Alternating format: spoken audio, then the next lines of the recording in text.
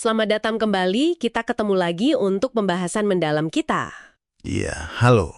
Nah, kali ini kita fokus ke satu taktik spesifik nih yang muncul dari materi negosiasi yang Anda bagikan, khususnya dari bab 24 ya, soal eskalasi. Eskalasi ya?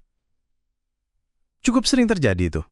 Pernah nggak sih Anda merasa, wah ini deal udah hampir selesai, tahu-tahu pihak sebelah minta lebih, di detik-detik terakhir gitu. Seringkali begitu polanya.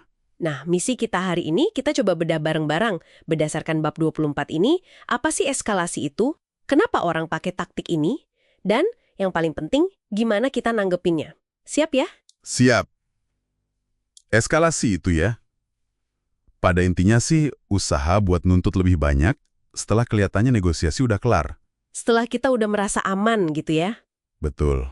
Seringkali ini mainin emosi kita. Atau perasaan bahwa kalau mundur sekarang, ruginya udah terlalu besar. Udah kadung terlibat gitu. Oke, mari kita bedah lebih dalam. Di bab 24 itu kan ada contoh ya, soal jual beli waralaba itu. Iya, yang itu. Dia setuju jual, malam sebelum tanda tangan, tiba-tiba minta tambahan setelah $1 juta. Gila juga ya, kenapa sih kok bisa gitu? Apa motifnya menurut bab 24? Nah, materi ini jelasin kalau itu tuh taktik manfaatin momentum. Pihak lawan itu taruhan. Taruhan gimana maksudnya? Mereka bertaruh, Anda udah terlalu terlibat. Secara emosi, secara finansial, waktu juga. Jadi Anda dianggap bakal susah mundur. Mereka ngerasa punya leverage, daya ungkit gitu. Karena Anda udah mikir dealnya ini hampir jadi.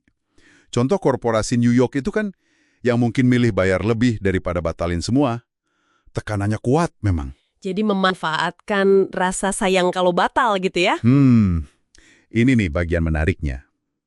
Terus, kalau kita yang kena eskalasi begini, bab 24 kasih saran apa? Gimana respon kita? Ada beberapa strategi balasan yang diurai di situ. Yang pertama, ini butuh mental kuat sih. Call their bluff, panggil gertakan mereka. Maksudnya siap tinggalin aja gitu? Iya, prinsipnya berani aja walk away kalau tuntutan barunya nggak masuk akal buat Anda. Harus bisa kesampingkan emosi sesaat. Oke, itu satu. Ada lagi? Ada. Cara kedua, ini agak nakal sedikit ya. Justru naikin tuntutan balik dari pihak kita. Oh, dibalikin gitu? Betul. Bilang aja, oh bagus deh negosiasi dibuka lagi, soalnya dari pihak kami juga ada beberapa poin yang kepikiran lagi nih. Terus, sebutin harga atau syarat baru dari Anda yang lebih menguntungkan Anda tentunya. Jadi main kartu juga ya? Semacam itu. Biar jelas, kalau mau buka lagi ya dua arah dong. Terus, opsi ketiga, kalau masih pengen dealnya jadi dan situasinya memungkinkan. Gimana tuh? Tawarkan sesuatu yang bernilai di area lain. Jadi, bukan nurutin permintaan uangnya langsung, tapi kasih konsesi lain sebagai gantinya. Jadi, kayak trade-off baru gitu. Oke, jadi ada 3 ya. Berani mundur, naikkan tuntutan balik, atau tawarkan barter di area lain. Itu kalau udah kejadian, tapi kan idealnya kita cegah ya. Ada cara nggak sih biar eskalasi ini nggak kejadian dari awal menurut bab 24? Ada, dan itu kuncinya, pencegahan. Bab 24 ini nekanin banget beberapa hal. Apa aja tuh? Pertama, beresin semua detail penting di depan. Semua. Jangan ada yang digantung, mikir, gampang nanti.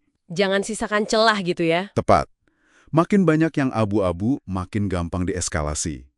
Kedua, begitu sepakat, langsung dokumentasikan tertulis. Kesepakatan lisan itu rawan banget lupa atau ditafsir ulang. Harus hitam di atas putih. Iya. Ketiga, ini menarik nih. Usahakan pihak lain itu merasa menang atau dapat deal bagus di negosiasi awal. Oh ya, kenapa gitu? Menurut bab 24, kalau mereka udah puas dari awal, kemungkinan mereka iseng minta tambah di akhir itu jadi lebih kecil.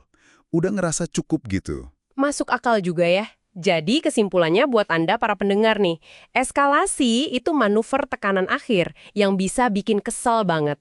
Tapi kalau kita kenali polanya, seperti dari bab 24 ini, dan kita punya strategi, Baik strategi cegah maupun strategi respons. nah itu bisa bikin kita tetap pegang kendali. Betul. Paham eskalasi itu bantu kita jaga diri biar nggak ngerasa diperas pas udah lega dealnya kelar. Ini soal menjaga integritas kesepakatan aja sih. dan posisi kita juga. Oke, Mbak, sebagai penutup nih, ada pemikiran buat Anda bawa pulang. Seberapa sering ya, mungkin kita sendiri nih, tergoda buat nambah dikit di menit terakhir sebuah kesepakatan nanti. Biar kesepakatannya bener-bener solid dan saling menghargai. Coba direnungkan ya.